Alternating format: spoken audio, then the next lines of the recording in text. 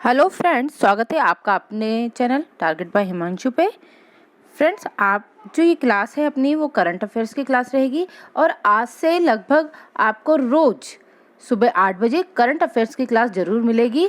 Current affairs जो है ये एक ऐसा टॉपिक है जो आज कल हर एग्ज़ाम में पूछा जा रहा है। करंट अफेयर्स से रिलेटेड कोई ना कोई एक क्वेश्चन जो है वो आपको आपके एग्ज़ाम्स में ज़रूर मिलेगा। तो प्लीज़ फ्रेंड्स, इस क्लास को ज़रूर देखिए और अभी तक जिसने चैनल को सब्सक्राइब नहीं किया है तो वो चैनल को सब्सक्राइब कर ले, बेल आइकन को प्रेस कर ले और ऑल नोटिफिकेशंस को ऑन कर ले ताकि आपको आने वाले सभी नए वीडियोस के नोटिफिकेशन मिलते रहे। हमारे चैनल पे आपको आज से ही सुबह 8 बजे जो है करंट अफेयर्स की क्लास मिल जाएगी, आपको 9 बजे जो है वो हिंदी की क्लास मिल जाती है, शाम को 4 बजे आपको संस्कृत की क्लास और शाम को 6 बजे जो है वो आपको मैथ्स की क्लास मिलती है और रात 10 बजे आपको जीके जीएस की क्लास भी प्रोवाइड कराई जाती है। फ्रेंड्स, आप पूरी कोशिश किया कीजिए कि एक दिन में आप ये पाँचों क्लासेस को ज़रूर अटेंड कर लिया करें। क्लासेस ज़्यादा लेंथी नहीं होती हैं और जो भी क्वेश्चंस कराए जाते हैं वो आपके एमसीक्यूज़ के फॉर्म में होते हैं, तो इसलिए क्लासेस ज़्यादा लेंथी भी नहीं रहती हैं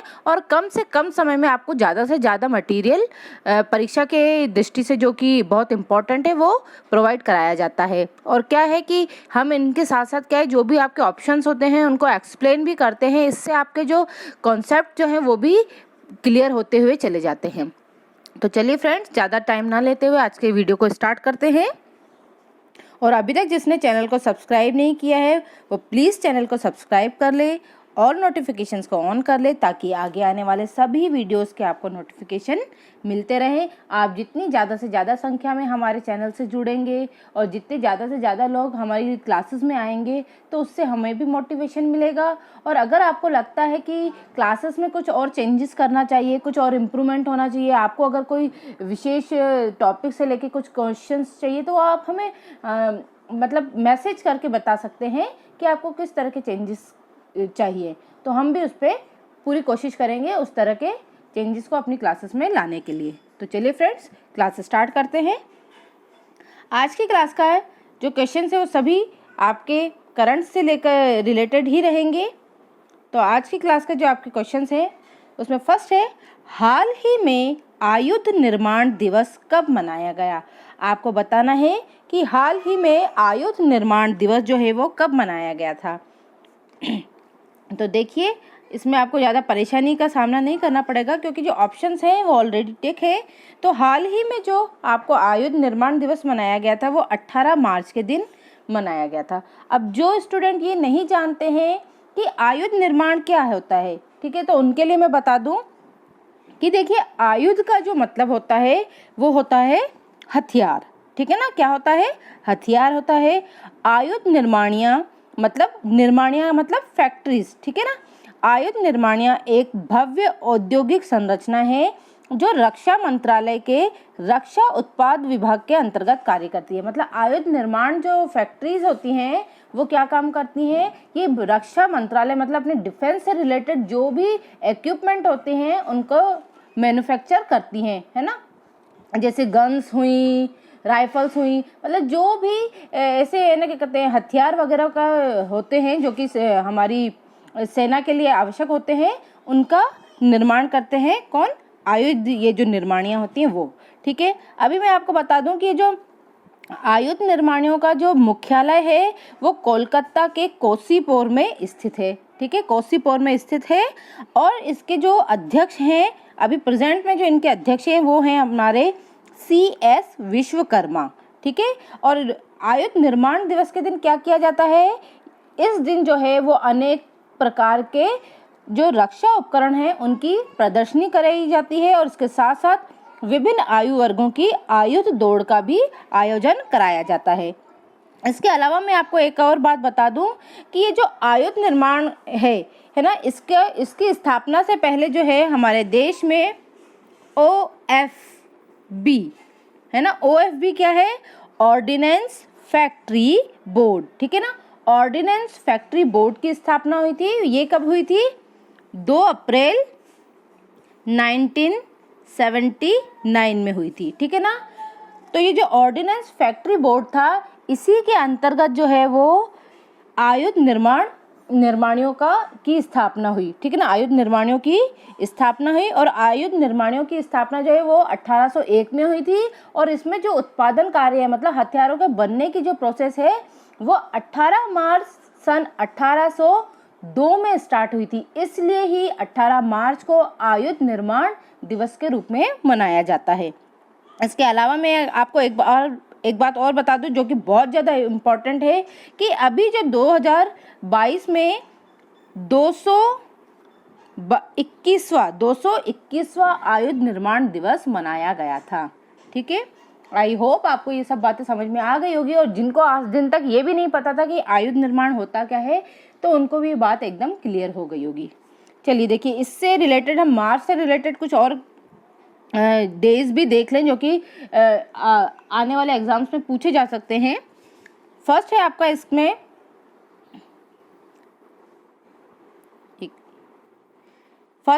कि 1 मार्च जो है वो किस दिवस के रूप में मनाया जाता है।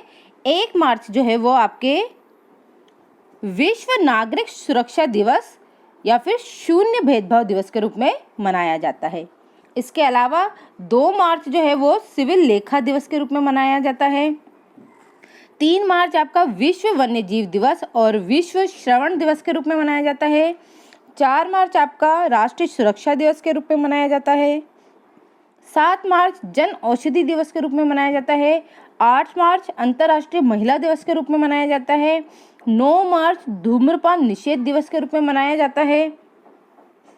और 10 मार्च जो है वो विश्व किडनी दिवस या फिर CISF की स्थापना दिवस के रूप में मनाया जाता है। अब CISF क्या है? CISF का फुल फॉर्म है वो होता है सेंट्रल इंडस्ट्रियल सिक्योरिटी फोर्स, मतलब केंद्रीय औद्योगिक सुरक्षा बल। ठीक है ना, इसकी स्थापना दिवस के रूप में 10 मार्च को मनाया जाता है। इसके अलावा 14 मार्च को अंतर्राष्ट्रीय गणित दिवस होता है, जो कि हमारे महान गणितज्ञ रामानुज के जन्म दिवस के अवसर पर मनाया जाता है ना। अगला है आपका 15 मार्च जो है वो विश्व उपभोक्ता अधिकार दिवस के रूप में मनाया जाता है। चलिए बढ़ते हैं अगले फैक्ट की तरफ।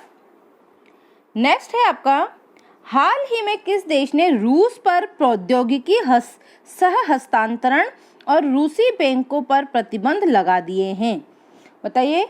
तो इसका जो सही आंसर है वो है अपना अमेरिका। ठीक है ना, अमेरिका ने जो है वो रूस पर प्रौद्योगिकी सह हस्तांतरण और रूसी बैंकों पर प्रतिबंध लगा दिए हैं। मतलब कहने का मतलब ये है कि अमेरिका द्वारा अब किसी भी प्रकार के प्रौद्योगिकी हस्तांतरण रूस से नहीं होंगे, है ना। कोई भी मतलब औद्योगिकी से रिलेटेड कोई जो भी इनके आपस में साझा कार्य होते थे, अब वो सब बंद कर दिए जाएंगे।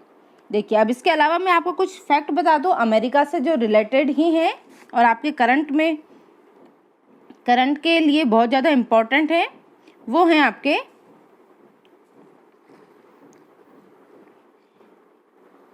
केतन जी ब्राउन जैक्सन। जो केतन जी ब्राउन जैक्सन हैं वो अमेरिका सुप्रीम कोर्ट की पहली अश्वेत महिला जज बनी हैं। ये भी आपको पता होना चाहिए। इसके अलावा है कि अंतर्राष्ट्रीय आईपी सूचकांक में यूएसए शीर्ष स्थान पर रहा। अब आईपी सूचकांक क्या होता है? आईपी सूचकांक को हम इंटरनेशनल इंटेलेक्चुअल प्रॉपर्टी सूचकांक कहते हैं, है ना। उसमें जो है अमेरिका ने प्रथम स्थान प्राप्त किया है, जबकि भारत का जो है वो 43 स्थान पर रैंक पे रहा है। हमारा भारत जो है वो 43 रैंक पर रहा है। इसके अलावा यूनिकॉर्न कंपनियों के मामले में अमेरिका शीर्ष पर रहा। अब यूनिकॉर्न कंपनियां क्या होती हैं?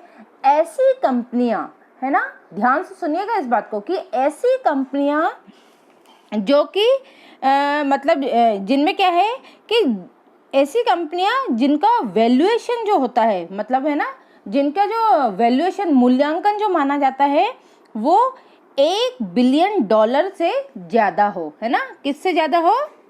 $1 बिलियन से। है ना, डॉलर से ज़्यादा हो, ऐसी कंपनियों को हम यूनिकॉर्न कंपनियां कहते हैं। और अमेरिका जो है उसमें वो इस तरह की कंपनीज के मामले में फर्स्ट स्थान पे रहा है, पहले स्थान पे रहा है, और हमारा जो भारत है वो चौथे स्थान पर रहा है।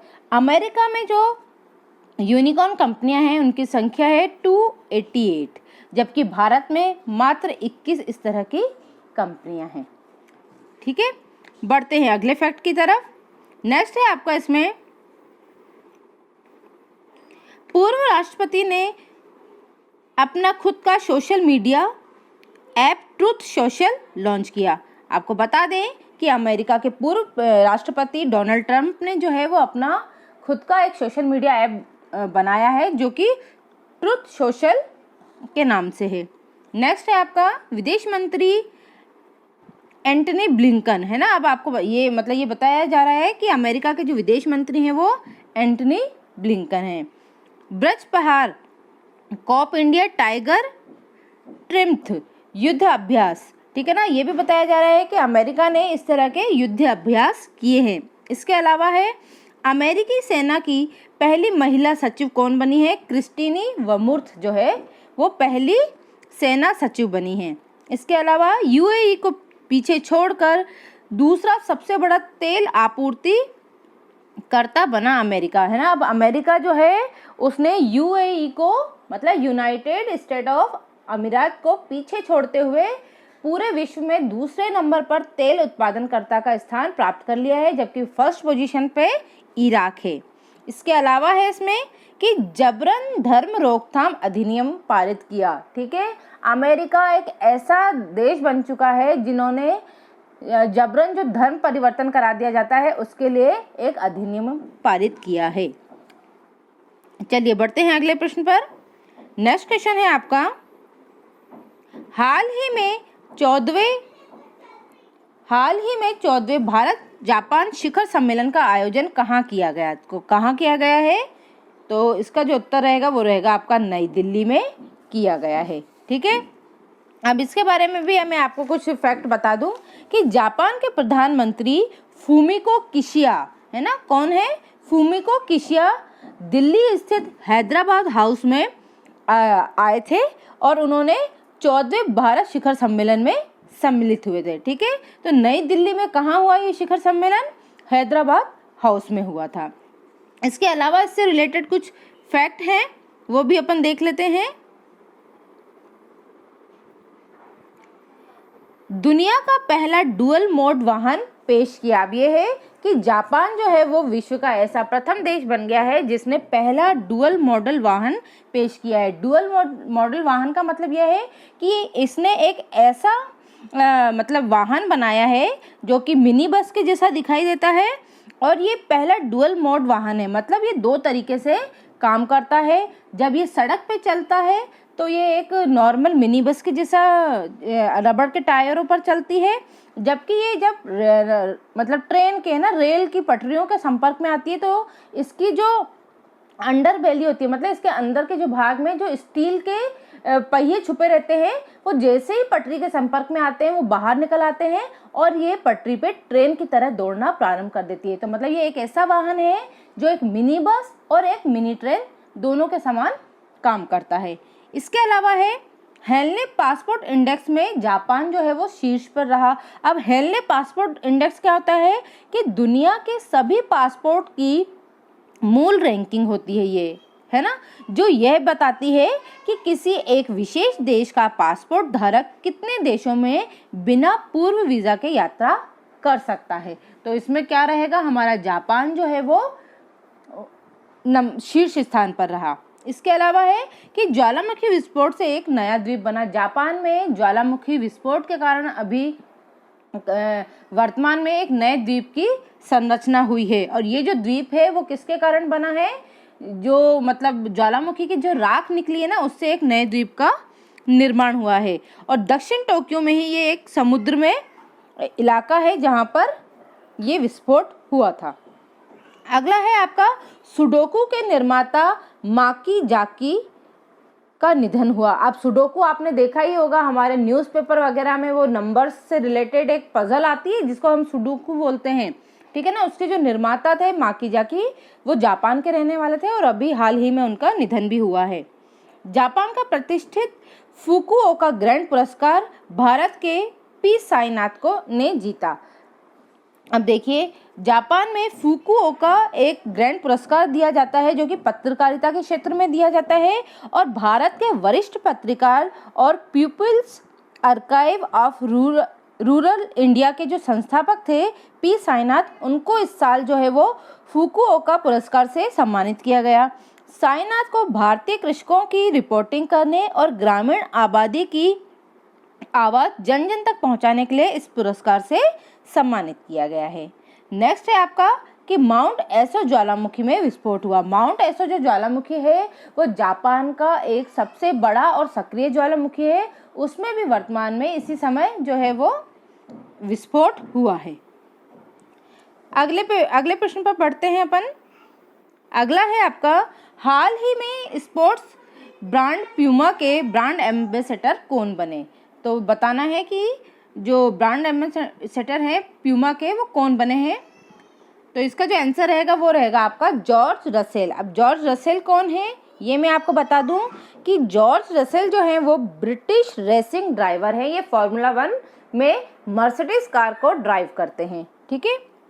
इसके अलावा यहाँ पे कुछ और भी कंपनीज के नाम दिए गए हैं जिन्होंने अपने नए ब्रांड एम्बेसडर्स को लॉन्च किया है, जैसे कि है विंजो जो गेमिंग प्लेटफॉर्म है उसके जो ब्रांड एम्बेसडर हैं वो महेंद्र सिंह धोनी हैं। भारतीय एक्सा लाइफ इंश्योरेंस की विद्या बालन है। डिश टीवी के ऋषभ पंत हैं। बिहार के खादी और हस्तशिल्प के जो ब्रांड एम्बेसडर हैं वो मनोज तिवारी जी हैं। बेटी बचाओ और बेटी पढ़ाओ योजना जो है, जो कि जनवरी 2015 से लागू है, उसके ब्रांड एम्बेसडर तनिष्का कोटिया और रिद्धिका कोटिया हैं। उत्तराखंड के जो हैं वो अक्षय कुमार हैं और मेडी बड़ी के अमिताभ बच्चन हैं।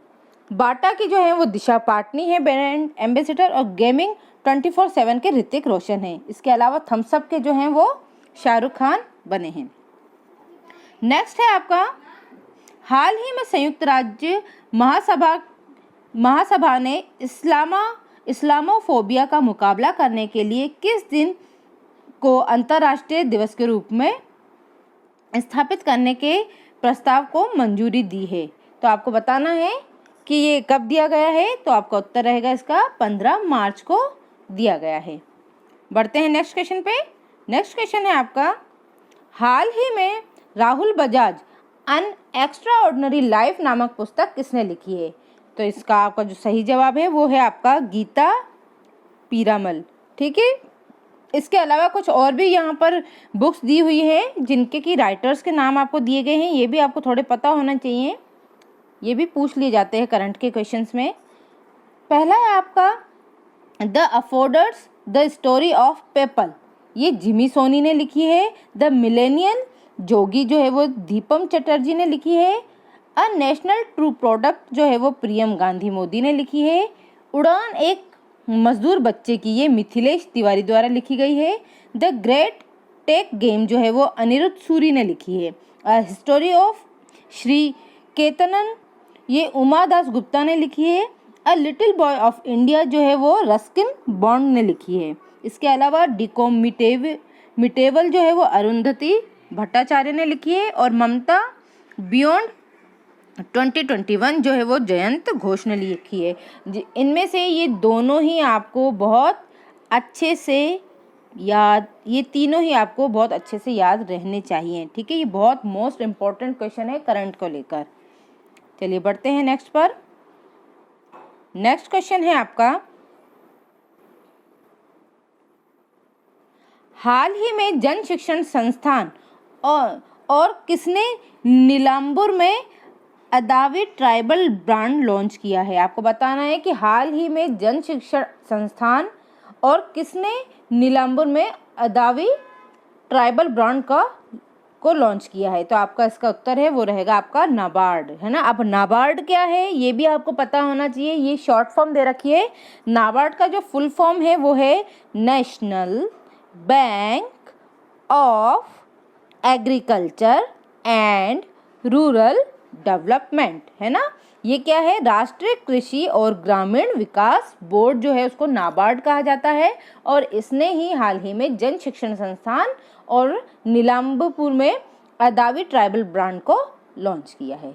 तो फ्रेंड्स, आज के वीडियो में इतना ही। आई होप आप इन सभी क्वेश्चन को नोट डाउन कर रहे होंगे आपकी नोटबुक में, क्योंकि ये बहुत ज़्यादा इंपॉर्टेंट है। हम ज़्यादा कोई लेंदी आपके लिए कोई वीडियो नहीं बनाने वाले हैं। आप आपका थोड़ा सा समय निकाल कर इन वीडियोस को ज़रूर देखा करिए, क्योंकि इस तरह के क्वेश्चन जो हैं, करंट जो है वो एक ऐसा कॉमन टॉपिक है जो हर एग्ज़ाम में पूछा जाता है। हम इसी क्लास में आगे आपको जो नई परियोजनाएं लॉन्च होती हैं स्टेट वाइज, उनके भी क्वेश्चंस आपको बताएंगे।